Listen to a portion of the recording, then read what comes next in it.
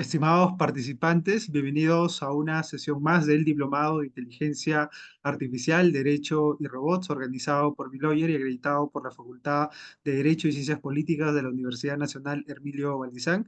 En esta sesión tenemos el grato honor de contar con el doctor Alejandro Morales, quien nos va a exponer el tema de principios generales del derecho de los robots.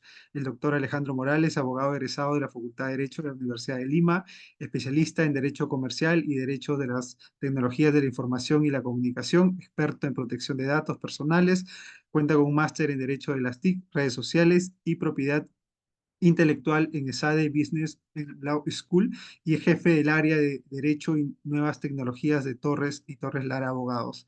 Estimado doctor Alejandro Morales, a nombre de Biloyer, darle una cordial bienvenida y un enorme agradecimiento por haber aceptado la invitación de participar como ponente en este diplomado de Derecho de Diplomado de Inteligencia Artificial, Derecho y Robots. Nos sentimos muy contentos con ello y estamos seguros de que será una sesión muy valiosa y provechosa para todos los participantes. Muchas gracias y les doy el uso de la palabra para que pueda iniciar con su ponencia. Muchas gracias, Anderson, y muchas gracias a Bill Lawyer por la invitación. Hoy día me toca hablar sobre un tema que me parece fascinante, básicamente cuáles son los principios jurídicos del derecho de los robots. Eh, Antes de iniciar con la presentación, me gustaría comentarles un poco de mi experiencia en el campo en el sector de derecho y tecnología, ¿no? Yo aproximadamente hace unos 5 o 6 años, de repente un poquito más,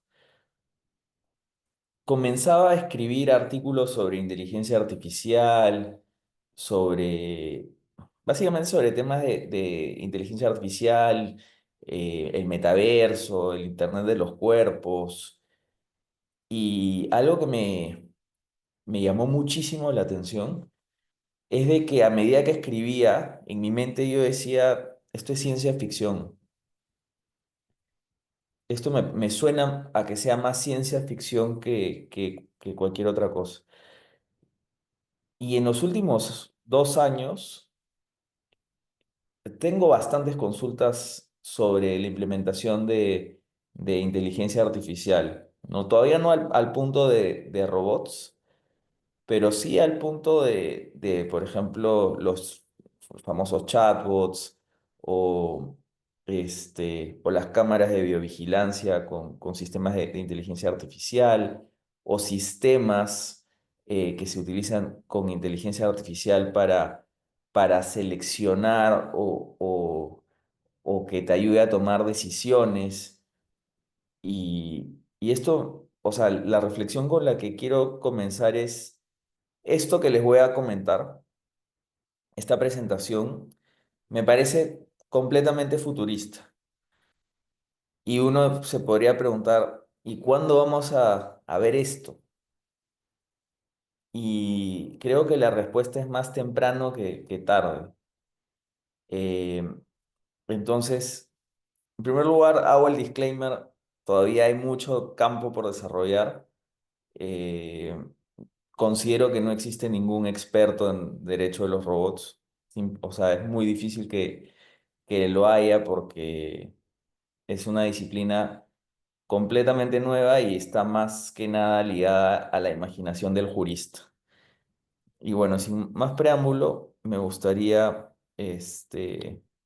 comenzar con la presentación. ¿Me confirman si se puede ver, por favor? Sí, sí, doctor, sí se logra. Y si se ve en modo presentación, ¿correcto? Sí, sí. Ya, perfecto. Entonces, el día de hoy me toca hablar sobre principios generales de los derechos de los robots. Entonces, me gustaría comenzar con algunos antecedentes. ¿Ya? En la mitología judía se hablaba de los golems. Según el folclore judío, son figuras hechas de arcilla o de barro, a las que a través de rituales y el uso de palabras sagradas se les da vida. Entonces, ¿qué tiene que ver un robot con un golem? Bueno, al igual que los robots, en la literatura de ciencia ficción, los golems no tienen conciencia, no tienen emociones y siguen órdenes de sus creadores de forma automática. En muchas historias, los golems, al ser descontrolados o mal programados, terminan causando un daño mayor a un bien, ¿no? O sea, al bien para el cual fueron creados.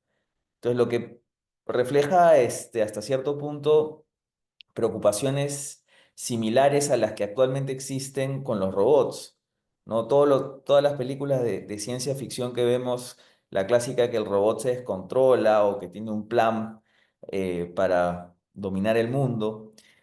Hay un mito, el Golem de Praga, que describe cómo el rabino tuvo que desactivar al golem cuando su poder se volvió peligroso, lo cual guarda mucha relación con los dilemas de los robots que actúan fuera de los deseos de sus programadores, ¿no? Los golems y los robots, dicho sea de paso, simbolizan el anhelo humano por crear vida artificial y controlar el entorno. En ambos casos, los creadores juegan el papel de dioses o de hacedores, enfrentando dilemas éticos sobre el poder y la responsabilidad de dotar a una entidad con capacidades para actuar en el mundo real.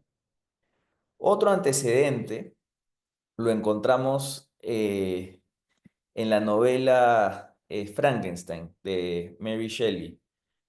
El doctor Víctor Frankenstein utiliza la ciencia para crear una criatura a partir de restos humanos, dando vida a lo que se ha descrito como un monstruo.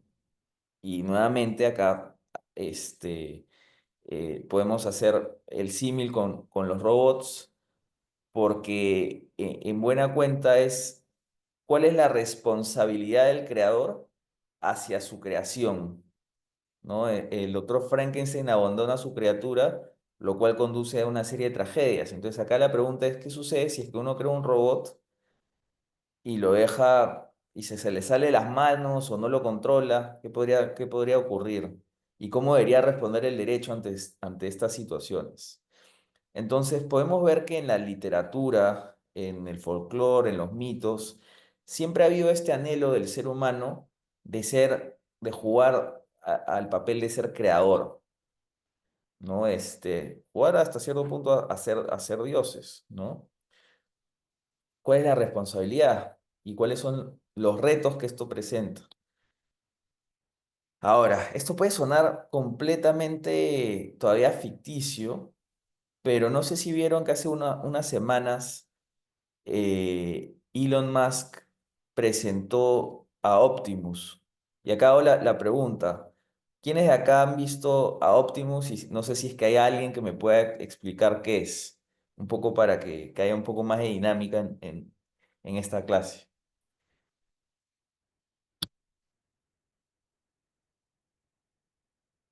¿Alguien? Marcelo, Pablo, Adara, ¿han escuchado algo sobre Optimus? Sí, Daniel, adelante. Sí, muy buenas noches, Alejandro. Lo que pude ver de la presentación y luego en los medios, que Optimus es un robot humanoide asistido por inteligencia artificial para convertirse en una especie de Sony, como vimos allá por el año 2004 en Yo Robot.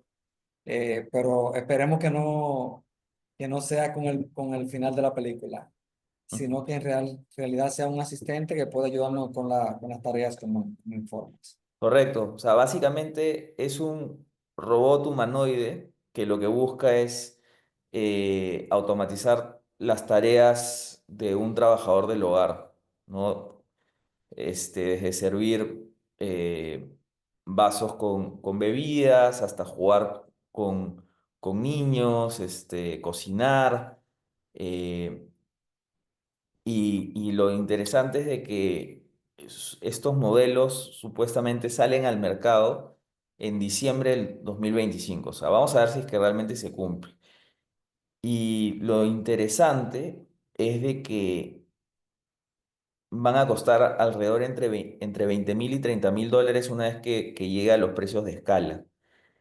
Y en algunos estudios dicen de que eso podría ser para el año 2030. Estamos hablando de 5 años. O sea, en 5 años, la humanidad podría tener robots en sus casas. ¿no? Lo cual es un cambio de paradigma enorme, ¿no? Y les hago las preguntas, o sea, ¿qué podría suceder con un robot en una casa? ¿Cuáles creen que sean las consecuencias?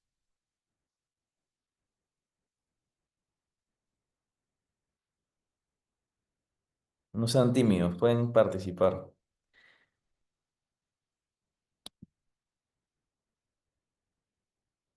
Por ejemplo, yo hablaba con mi esposa y decíamos, contrataríamos, o sea, compraríamos un robot, o sea, porque te puede facilitar la vida, te puede ayudar a cuidar el jardín, a limpiar las ventanas, a limpiar. Pero por otro lado, a mí me da un poco de temor. ¿Qué sucede si es que le causa un daño a mis hijos? ¿No? ¿O qué pasa si es que estás durmiendo y te despiertas en la noche y el robot te comienza a estrangular? ¿No? Pues, tipo ciencia ficción. O peor aún, o sea, que sea un robot mucho más inteligente que finalmente te termine manipulando. ¿Qué es un robot? ¿No? En el ámbito popular y cultural, los robots son comúnmente representados como máquinas humanoides que interactúan con las personas de manera similar a los humanos. En el contexto de la inteligencia artificial, un robot se define como una máquina autónoma o semiautónoma que es capaz de tomar decisiones basadas en la percepción de su entorno mediante sensores, actuadores y algoritmos. Esto implica que un robot debe tener cierta capacidad de procesamiento para adaptarse a las condiciones cambiantes del entorno. Según la ISO 8373, un robot es un dispositivo programable capaz de ejecutar acciones complejas de manera autónoma, generalmente en tres o más grados de libertad, y que puede incluir sensores y actuadores para percibir y reaccionar ante el entorno. Este estándar internacional es utilizado en entornos industriales y tecnológicos para estandarizar el concepto de robot. De acuerdo al jurista Moisés Barrio Andrés, un robot es una entidad artificial que puede interactuar con su entorno de manera autónoma o semiautónoma, ya sea en forma física o virtual, que es controlada en última instancia por un humano.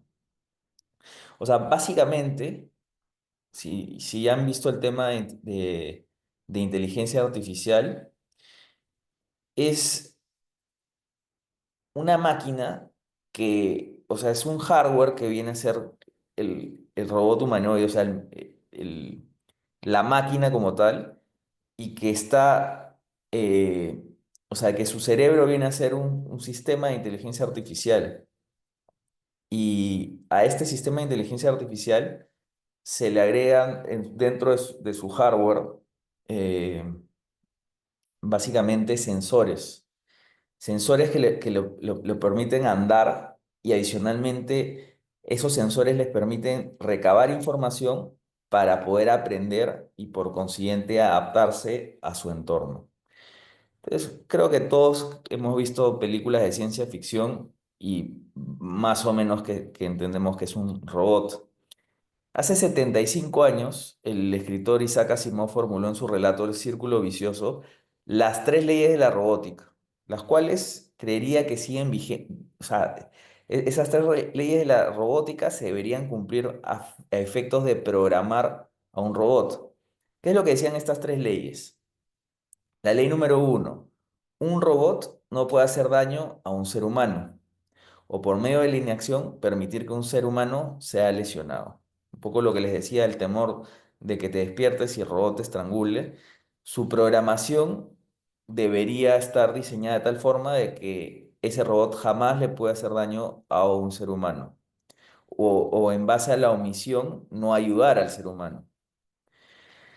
La ley número 2: un robot debe obedecer las órdenes recibidas por los seres humanos, excepto si es que estas órdenes entran en conflicto con la primera ley. Es decir, yo no le podría ordenar a mi robot que lesione a otro ser humano. ¿Ok? Y finalmente, un robot debe proteger su propia existencia en la medida que esta protección no sea incompatible ni con la primera ni con la segunda ley. Estas tres leyes tienen una lógica bastante interesante, porque efectivamente es lo básico, la esencia de la programación que debería tener un robot. El gran problema es, oye, ¿qué ocurre en situaciones grises? ¿Cómo debe responder el robot en una situación gris? Y hay casos en que de repente, sin querer, por más de que no tenga una intención el robot, pueda terminar lesionando a alguien.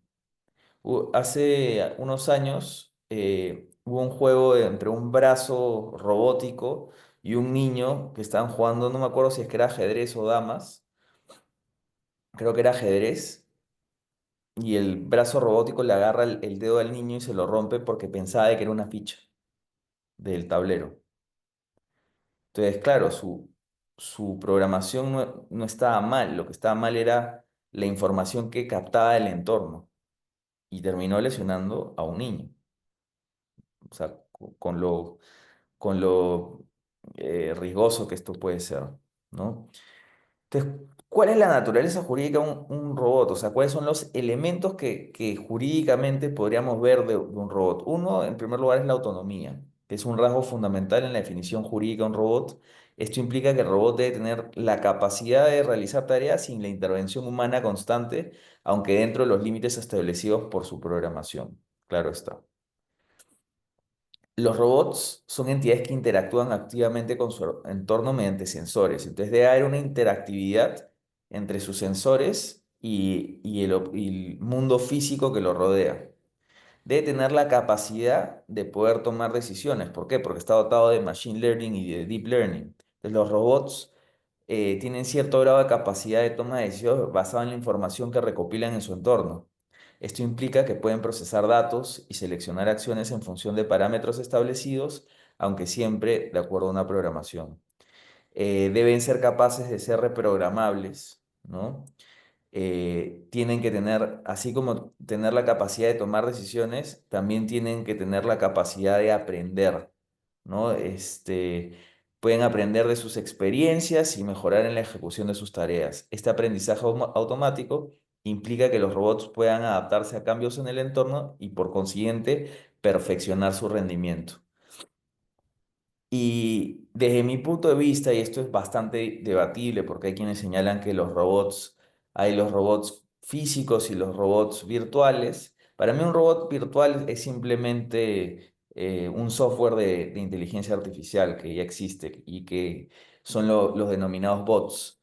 Para mí un robot, estrictamente hablando, debe tener una corporeidad, es decir, que tiene que tener una presencia física y que pueda interactuar con un espacio físico, ¿no?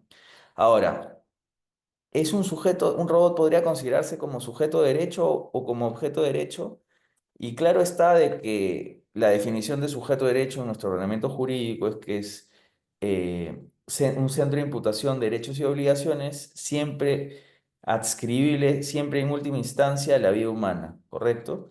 Entonces la gran pregunta es, oye, ¿un robot es adscribible a la vida humana? Y la respuesta es no. Entonces, actualmente para nuestro ordenamiento jurídico, claramente está que es un objeto de derecho, ¿no? Según este enfoque, los robots, independientemente de su grado de autonomía o inteligencia, deben ser considerados como bienes sin ningún tipo de personalidad jurídica. Este argumento sostiene que al carecer de conciencia y voluntad propia, los robots no pueden asumir ni derechos ni obligaciones. Básicamente, al ser un objeto de derecho, formarían parte de la esfera jurídica de su titular, ¿no? De su dueño. Viene a ser propiedad del dueño. Ahora, en la Unión Europea, el Parlamento Europeo en el año 2017, viendo de que esto podía avanzar bastante, sugirió la posibilidad de dotar de personalidad jurídica a los robots y crear lo que se denomina como personalidad electrónica. Y este concepto lo que busca es adaptar el derecho a la realidad de los robots autónomos que opera sin intervención humana constante. Para mí esto suena surreal, pero si pensamos, en que un sujeto de derecho es la persona jurídica. La persona jurídica realmente es un ente ficto. O sea, la persona jurídica no existe. Es básicamente la persona o la organización de personas que han creado este ente ficto para poder atribuirle a este ente derechos y obligaciones. Entonces, o sea, una de las interrogantes que surge es, oye, ¿no sería conveniente dotar a un robot de personalidad jurídica para, eh, no sé, si es que genera o sea, si es que genera un daño, todo el dinero que de repente ese robot pueda captar automáticamente se pueda evitar, en fin, o sea, es un poco esa es la idea, ¿no? Que puedan trabajar, que puedan ganar dinero y que puedan pagar impuestos. Ese es un poco lo que se plantea como dotarlo como sujeto de derecho. Desde mi perspectiva, claramente un robot es un objeto de derecho, ¿no? Ya por ejemplo, a este robot Sofía, que no sé si alguna vez la han visto en alguno de estos programas de Jimmy Fallon, que que una vez la entrevistan y lo que dice es de que va a llegar un momento en que los seres humanos y los robots van a convivir y uno no va a poder diferenciar a un robot de un ser humano, ¿no? Este, es interesante, pero creo que todavía llegar a a ese momento todavía creo que estamos un poco lejos. Desde mi perspectiva, la naturaleza jurídica de un robot es que sea un objeto de derecho. Ahora, ¿cuáles son los principios? ¿Ya? Y en primer lugar, el robot tiene que, o sea, según las leyes de Asimov, un robot tiene que tiene que proteger al ser humano, ¿no? Entonces sí debe existir el principio de primacía a la protección del ser humano, que establece que cualquier desarrollo, programación o uso de robots debe priorizar la seguridad y el bienestar humano por encima de cualquier otra función o autonomía del sistema. Esto significa que debe ser diseñado, programado, utilizado de forma que no se ponga en riesgo a los seres humanos, ya sea en términos físicos, psicológicos o morales. El principio exige que cualquier acción llevada a cabo por el robot tenga en cuenta la seguridad y la dignidad de las personas y que cualquier autonomía en la toma de decisiones esté limitada por este compromiso de protección. En robótica, esto significa que aunque los robots puedan tomar decisiones autónomas, estas deben estar programadas para prevenir el daño humano y operar bajo un marco de respeto absoluto a la integridad de los individuos. ¿Cómo logramos esto? ¿No? Esto se puede lograr a través de un principio que se llama las seguridades del diseño. ¿Ya? Por ejemplo, los robots deben incluir sistemas de seguridad que prioricen la integridad humana. Y eso debe estar diseñado desde la concepción del robot. Esto puede implicar mecanismos automáticos de detención ante situaciones de peligro, un sistema de fallo seguro. O sea, por ejemplo, si es que el robot tiene que tomar una decisión que entre en conflicto con su programación, en vez de tomar la decisión, algo que se podría hacer es que simplemente no actúe, que se apague, ¿no? Aunque el robot actúe de manera autónoma, lo ideal sería que siempre tenga un interruptor de apagado. Así como tú prendes y apagas tu computadora, se debería poder apagar un robot cuando uno lo considere pertinente. Y debería haber una limitación de autonomía en decisiones críticas, ¿no? Para tareas que pueden impactar la vida o la seguridad, la integridad, la salud del ser humano, el robot debería operar bajo ciertas limitaciones de autonomía. De modo que decisiones que conlleven riesgos sean siempre revisados por otros seres humanos. Segundo principio, ¿ya? El principio de responsabilidad, ¿ya? Y este principio de responsabilidad se centra en establecer las directrices, los lineamientos de quién va a responder en caso un robot dañe a un ser humano, ¿no? Imaginemos, o sea, hemos programado, hemos hecho todo lo debidamente diligente al momento de programar y aún así el robot causa un daño. ¿quién debe responder? Entonces, este principio señala que se debe contar con una responsabilidad claramente asignada a una persona o entidad, ya sea el fabricante, el desarrollador, el programador o el dueño del robot, o quien maneja el robot. Esto significa que debe quedar claro quién es el responsable, porque si es que no queda claro quién es el responsable, podemos entrar en problemas respecto a que siempre alguien se va a poder librar de responsabilidad y más bien la víctima del daño podría quedar en un estado de indefensión, ¿no? Entonces, ¿quién responde por el daño ocasionado por el robot? El fabricante, el proveedor, quien suministró la información, el propietario, el mismo robot, entendiéndose al mismo robot como un nuevo sujeto de derecho. Eh, y hay que recordar que la finalidad de la responsabilidad civil es siempre la restitución de la situación de la víctima al estado anterior al hecho dañoso. Como esto, en la mayoría de los casos, es físicamente imposible, lo que se busca es resarcir el daño económicamente, ¿no? Hay que recordar que en el Perú el régimen de responsabilidad es subjetivo, en el que impera el concepto de culpa y excepcionalmente se aplica un régimen objetivo en materia extracontractual respecto de actividades riesgosas y en materia contractual respecto de las obligaciones de resultado. Entonces, una de las grandes preguntas es, o sea, ¿se debería tratar al robot de por sí como un bien riesgoso? Y esto,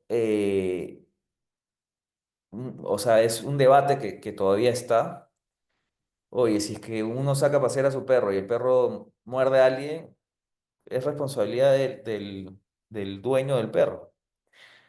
Pero en el caso de un robot, no necesariamente es así, porque hay quien te vendió el producto, hay quien actualiza el sistema. ¿Qué pasa si es que la persona que actualiza el sistema justo no cerró una vulnerabilidad? Entonces yo como usuario debería tener que responder por eso. Entonces es un poco complejo.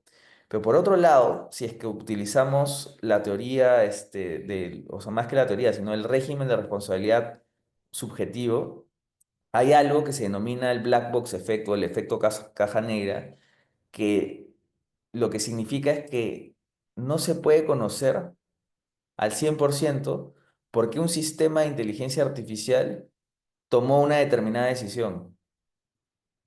O sea, tú le diste cierta información, lo que se conoce como input, y la inteligencia artificial lo procesó y llegó a un determinado resultado. Lo que muchas veces es difícil de explicar es por qué tomó ese resultado. O sea, por qué decidió actuar de una determinada forma. Entonces, ¿cómo se debe construir la teoría de la responsabilidad civil cuando no existe la participación humana en la decisión realizada por la máquina? ¿Cómo se va a aplicar la ley cuando las acciones en muchos casos son imprevisibles? Ese es el gran reto que se plantea, ¿no? Entonces, obviamente, si es que un robot causa un daño, o sea, no sé, estrangula a una persona, ahí vamos a hablar de que estamos en una situación antijurídica. Va a haber un daño porque la lesión o agravio un interés jurídicamente reconocido como consecuencia de una conducta antijurídica. Pero si hablamos de la relación de causalidad y el factor de atribución, si es que de 1 millón de robots solamente uno funcionó mal, no se podría hablar de que fue un hecho fortuito, un hecho de fuerza mayor. Si es que hackearon al robot, tampoco se podría, o sea, no se podría alegar que hubo una fractura del nexo causal. Entonces, como sí se puede argumentar de esta ruptura, siempre el damnificado, es decir, la víctima, siempre va a estar en una desventaja jurídica. Y por otro lado, siempre se puede señalar de que no hubo ni dolo ni culpa. Entonces, es complejo ver cuál es la mejor forma de ver el tema de la responsabilidad civil. Hay quienes dicen que se aplique la teoría del cheapest cost avoider, que consiste en atribuir la responsabilidad a quien se encuentra en una mejor posición para asumir los costos, ¿no? Y de repente lo más fácil es aplicar la teoría del deep pocket, que es el que tiene más dinero, que sea quien asuma, ¿no? De Traseñiz, por ejemplo, afirma que el fabricante siempre es la parte que está en mejores condiciones de diluir este costo, o sea, de estar en una mejor posición para asumir este costo, porque sabe estadísticamente cuándo es que puede fallar, ¿no? Entonces, el fabricante puede calcular el riesgo estadístico de que ciertos productos salgan defectuosos u ocasionen un daño a pesar de todo el control aplicado a incluir ese costo probable en el precio del artículo. Así que todo el que compra de alguna manera garantizando la posibilidad de una reparación para aquel miembro de la comunidad de usuarios que tiene la mala suerte de que le toque un robot defectuoso, es el fabricante que está en esta mejor situación, ¿no?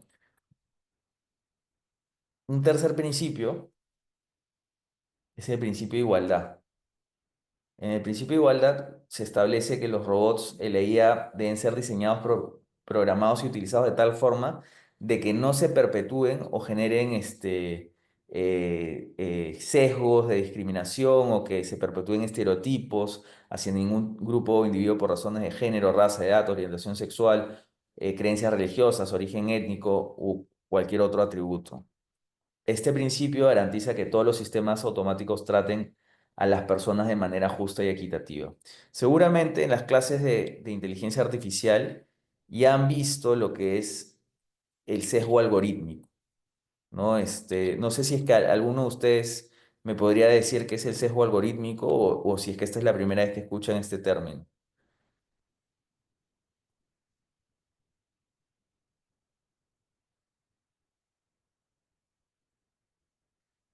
Bueno, el sesgo algorítmico ocurre cuando un sistema informático refleja los valores de los humanos que estuvieron implicados en su codificación y en la recolección de los datos usados para entrenar el algoritmo.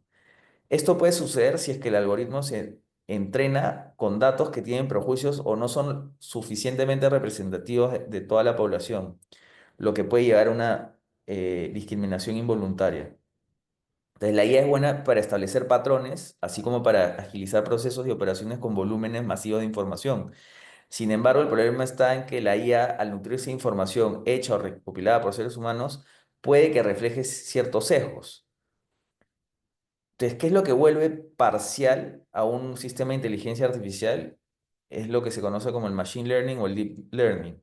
Y si a un algoritmo de clasificación de datos se le brindan millones de imágenes de perros etiquetados, luego va a ser, y solamente se le nutre de perros, después va a ser distinto si es que le pones un oso, determinar si es que es un perro o no es un perro.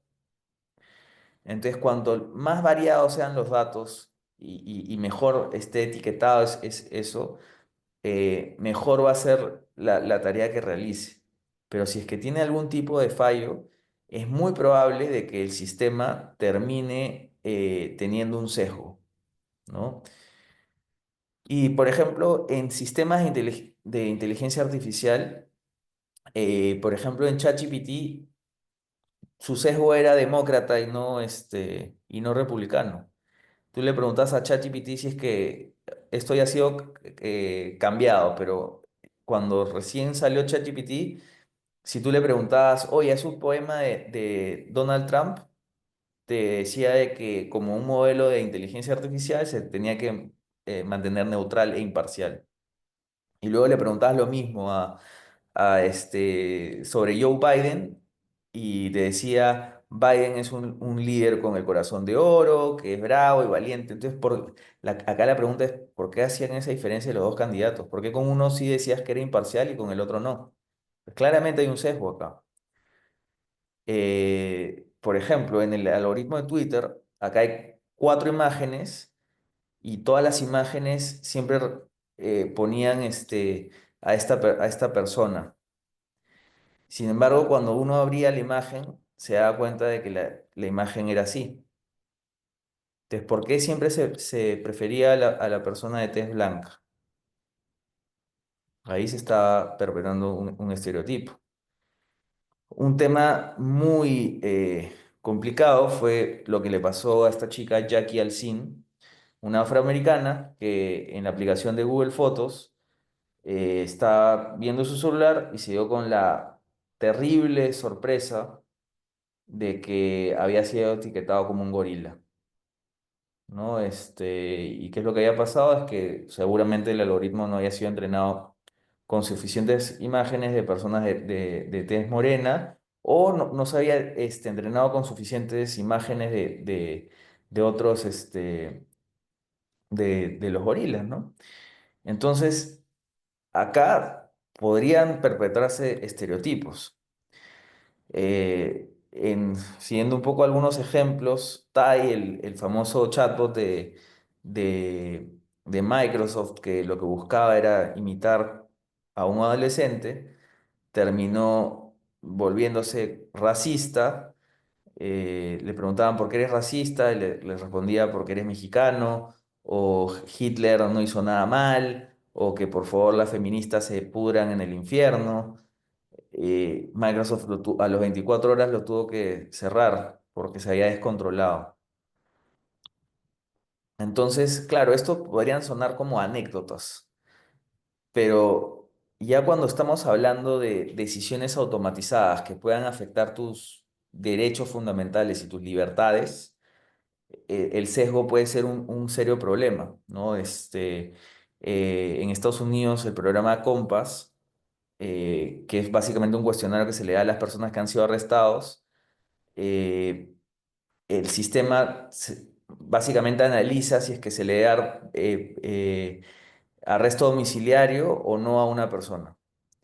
Y se pudo comprobar de que personas con las mismas características, básicamente, eran tratadas no de forma similar, sino que de una forma bastante distinta, favoreciendo a la comunidad blanca versus a la afroamericana.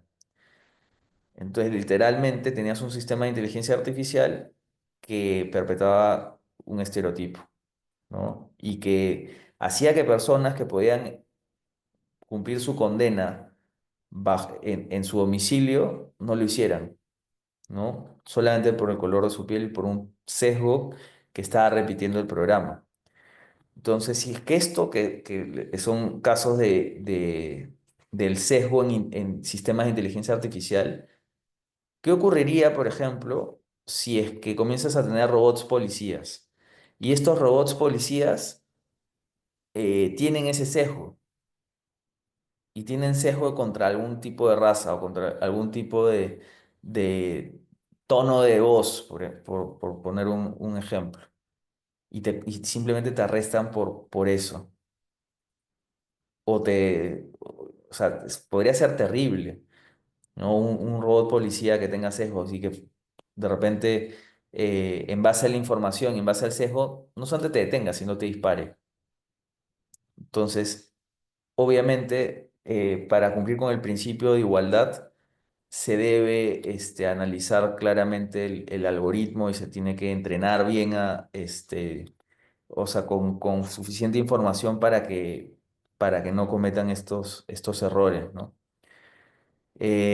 Bueno, después tenemos el principio de privacidad, que básicamente es la aplicación de la protección de datos personales a los robots, ¿no? En el ámbito de la robótica, eh, obviamente se debe respetar el derecho fundamental a la protección de datos personales, esto es, que las personas puedan tener control sobre su información.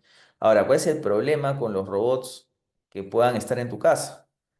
Que tienen sensores, tienen información y esa información de alguna u otra forma tienen que recopilar tu información para adecuarse a uno.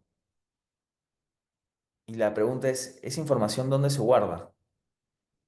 ¿Quién es propietario de esa información? Una empresa privada podría acceder a todas tus conversaciones que tienes en el seno de tu hogar. Bueno, uno podría decir, bueno, pero esto ya está pasando con nuestros celulares, esto ya está pasando con Alexa o con Siri.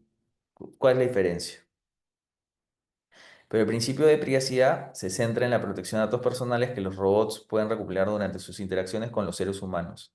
Esto implica que los sistemas deben diseñarse y configurarse para minimizar la recopilación de datos, garantizar la seguridad de los mismos y ofrecer transparencia en cómo se utilizan. ¿Qué es lo que debería, o para cumplir este principio, quien desarrollo tiene que incorporar este principio que se denomina el principio de privacidad desde el diseño y por defecto? Lo que implica que desde la fase del desarrollo, los robots y sistemas de inteligencia artificial deben incorporar medidas de protección de la privacidad como la anonimación y la encriptación de datos. Esto implica que la arquitectura de los sistemas debe proteger la información de los usuarios de forma intrínseca desde el inicio. O sea, no tienen que esperar a que yo ponga la opción de seguridad la más fuerte, sino que ya debe venir por defecto con esa configuración. Y los usuarios también deben ser informados de manera clara y concisa sobre qué datos se están recopilando, para qué se usan, cómo pueden ejercer y cómo es que pueden acceder en tiempo real a los datos que el robot ha captado. Esa es la única forma de que las personas puedan tener control sobre su información. Si es que no pueden hacer eso, básicamente vas a tener un micrófono en tu hogar que le va a estar dando información a alguna compañía. ¿Y cómo pueden utilizar esa información? Dios sabrá. Eh, entonces, hay varios desafíos y limitaciones porque los sistemas de inteligencia artificial pueden procesar grandes volúmenes de datos, lo cual aumenta la complejidad de tener que implementar medidas de seguridad. O sea, los sistemas de inteligencia artificial para que funcionen mejor necesitan más información, entre esa información datos personales. Entonces, la misma naturaleza de la inteligencia artificial requiere de información. Eh, entonces, ¿cómo almacenas esa información? Esto es un reto, ¿no? Sobre todo porque, ¿qué sucede si es que hay un ciberataque o un acceso no autorizado que entra y pueda llegar a tener tu información? Eh, En algunos casos, limitar la recopilación de los datos puede afectar inclusive la misma funcionalidad del robot. Por ejemplo, los sistemas de IA que dependen de datos de usuarios para personalizar sus respuestas pueden ser limitados si es que no se permite la recopilación de ciertos tipos de datos. Y bueno, la rápida evolución de la IA y la robótica plantea un desafío para el cumplimiento de las normativas, ya que las leyes pueden quedar desactualizadas y rápidamente desfasadas ante nuevas capacidades tecnológicas que permiten recopilar y analizar la información de formas no previstas. Y siguiendo un poco con el principio de privacidad, tenemos el principio de transparencia, ¿no? El principio de transparencia establece que los robots y la inteligencia artificial deben operar de manera que sus procesos, decisiones y resultados puedan ser entendidos y explicados por humanos. Y esto es algo muy complicado de hacer justamente por el efecto caja negra que comentaba, que un humano no necesariamente sabe cuál es el proceso para que hay mientras la máquina, en base a información, está tomando una decisión. Hay una pregunta ok. Buenas noches, pueden enviar el link de asistencia. Ok. Después, tiene que haber, la transparencia es esencial para la rendición de cuentas, al permitir que las personas comprendan cómo opera un sistema. Los desarrolladores y operadores de la IA pueden asumir también la responsabilidad por los efectos y las decisiones de la tecnología. Y en muchas jurisdicciones el derecho a ser informado sobre las decisiones que afectan a una persona está protegido legalmente. Por ejemplo, en el caso de Perú, el artículo 20, si no me equivoco, no es el artículo 20, es el artículo, creo que es el artículo 28 de la Ley de Protección de Datos Personales. Si bien es cierto, señala explícitamente que no podemos ser sometidos a decisiones automatizadas, se señala de que eh, no podemos ser víctimas de un tratamiento objetivo, ¿no? de nuestros datos personales. E inclusive, si es que uno analiza el principio de legalidad dentro de la norma, ningún tratamiento de datos puede terminar afectando un derecho constitucional, ¿no?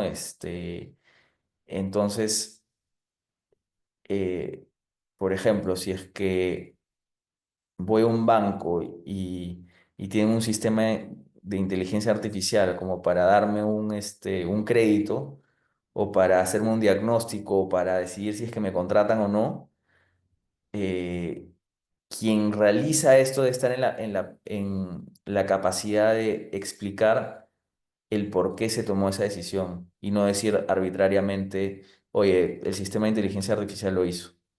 Y por otro lado, nosotros como usuarios debemos saber cómo se está llevando este proceso, ¿no? Justamente esto es lo que el principio de transparencia señala.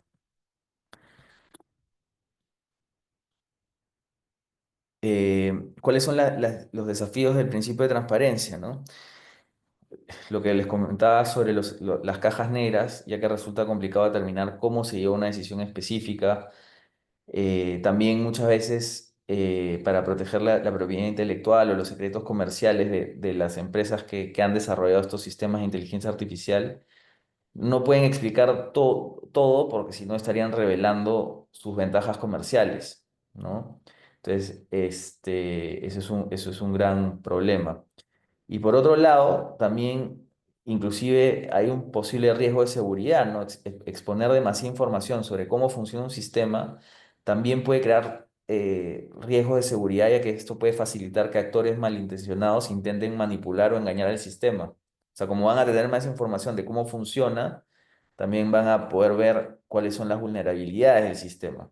Entonces, es un equilibrio bastante engorroso el de transparencia y seguridad para que no se afecte finalmente la seguridad de los ciudadanos, pero que los ciudadanos también sepan hasta cierto punto cómo es que se están eh, tratando sus datos personales, ¿no? Y cómo este tratamiento que realiza la máquina puede terminar impactando en sus derechos fundamentales.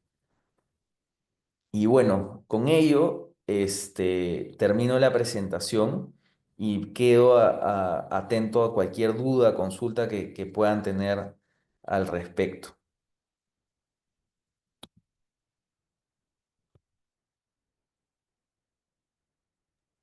Muchas gracias, estimado doctor, por la excelente disertación. Si alguno de los participantes tiene alguna duda, alguna pregunta, puede levantar su manita y se le cederá el uso de la palabra o puede dejar su interrogante en la bandeja de mensajes. A ver, preguntan, ¿qué es más relevante para determinar la responsabilidad de la IA, el algoritmo o la base de datos? Muy buena pregunta. Eh, yo creo que es la programación, porque El, ¿por qué? Porque el robot, por ejemplo, está constantemente incorporando información a su base de datos. Es decir, es completamente dinámico. Y eso puede ser un gran reto porque a medida o sea, por ejemplo, en lo que respecta a los vehículos autónomos, seguramente no es lo mismo entrenar un vehículo autónomo en Suiza que en la Javier Prado a hora punta, ¿no? O sea, la información que reciba el vehículo autónomo va a ser completamente distinto y va a tener que detectar patrones completamente distintos. Entonces, muchas veces el tema de la información es algo que no necesariamente se puede controlar. Tú lo que puedes controlar de repente es el etiquetado, pero siempre se corre el riesgo de que entre información no estructurada y que el mismo sistema de inteligencia artificial va a tener que tomar una decisión en base a eso.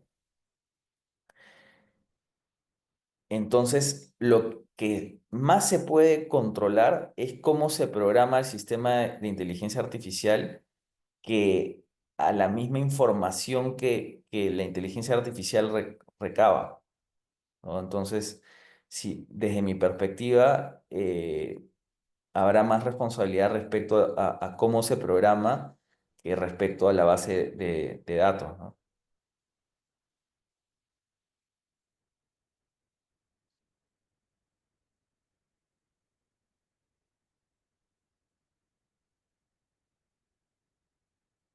No sé si adicional a ello hay alguna otra pregunta.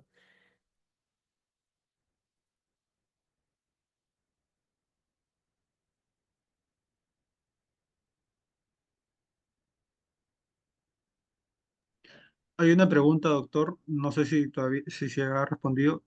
El principio de responsabilidad en robótica deja claro que la postura debe ser la del robot como objeto de derecho.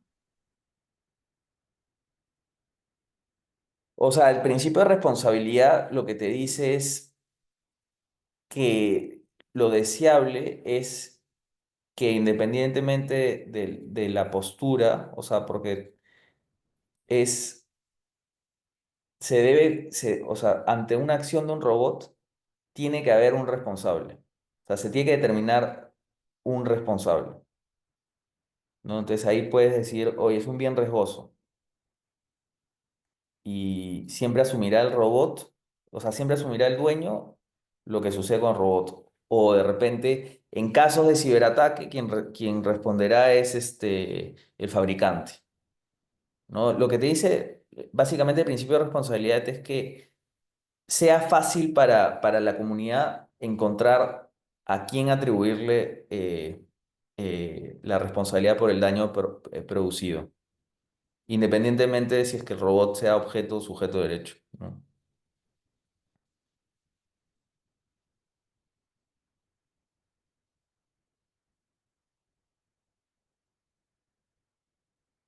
Respecto a la personalidad electrónica, ¿qué opina al respecto y si conoce textos? El único texto, o sea, relevante que hay es la discusión que hubo en el Parlamento Europeo, si no me equivoco, fue en el año 2017. Está en la presentación que se los voy a enviar. Eh, y hay algunas discusiones, ¿no? Sobre que ya es un poco más de filosofía del derecho, sobre si es que vale la pena dotarle personalidad, o sea, crear como una suerte de ficción para atribuirle derechos y obligaciones a un ente no humano, justamente para que sea un poco más pragmático. Pero mi opinión es que por el momento lo mejor es tomarlo como lo que es un objeto de derecho. O sea, si es que uno compra un robot, eh, ese robot entra en tu esfera jurídica. Entonces, uno está decidiendo voluntariamente adquirir o sea, un bien y está adquiriendo este bien sabiendo que al ser una nueva tecnología puede tener problemas. Entonces, esa decisión, este, es una decisión que moralmente obliga a alguien a tomar responsabilidad. Ese es un poco mi postura. Claro, si es que en 20 30 años, eh, si es que en 20 o 30 años, eh, ya no se puede diferenciar entre un robot y un humano, y el robot puede trabajar y puede tener una cuenta bancaria. De repente ya estamos en un escenario muy futurista y claro, ahí de repente la teoría del objeto de derecho ya no tiene un sentido práctico, ¿no? Pero nuevamente es un tema recontra futurista.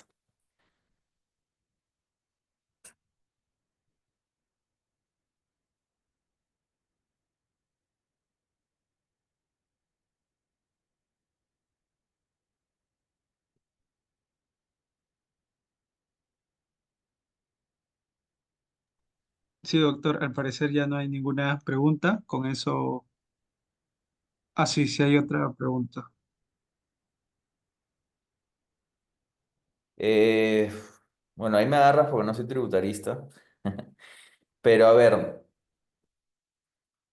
si es un bien, ya si es que tú eres quien comercializa el robot, estás ante una actividad empresarial y por consiguiente hay renta de tercera categoría.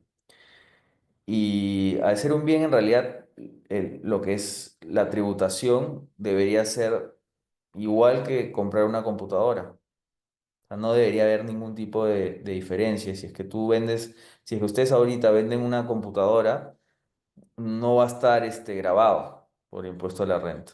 Ahora, ¿qué sucede si es que tu robot trabaja y en base a ese trabajo genera ingresos? Ahí es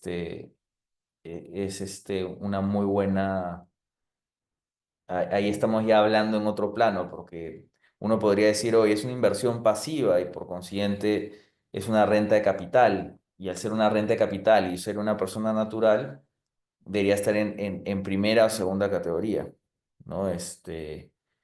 Y como no está específicamente grabado, no debería pagar impuestos.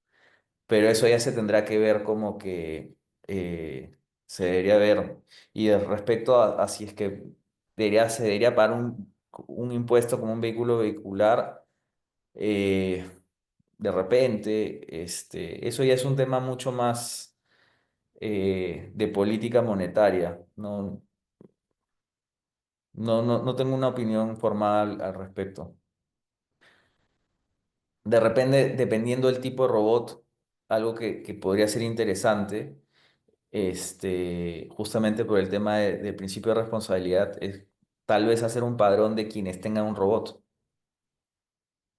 ¿no? Para que si ese robot, por A o B motivos, genera un daño, se pueda saber a quién le pertenece ese robot, ¿no?